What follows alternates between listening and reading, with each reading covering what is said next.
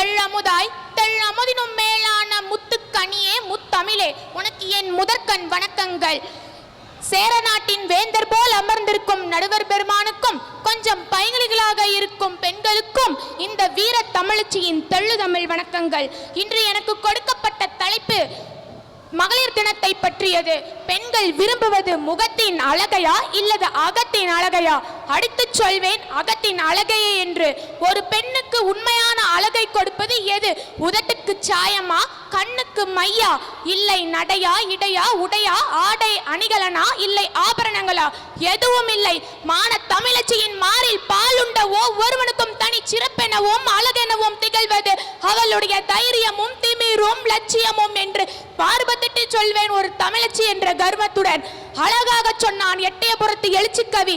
அடுப்போதும் பெண்களுக்கு கல்வி எதற்கு என்று சொன்னதெல்லாம் அந்த காலம். ஆனால் இப்பொழுது ஆணுக்கே இங்கே பெண் இளைப்பிள்ளை தானடா என்று சொன்னதெல்லாம் இந்த காலம். சேற்றிலை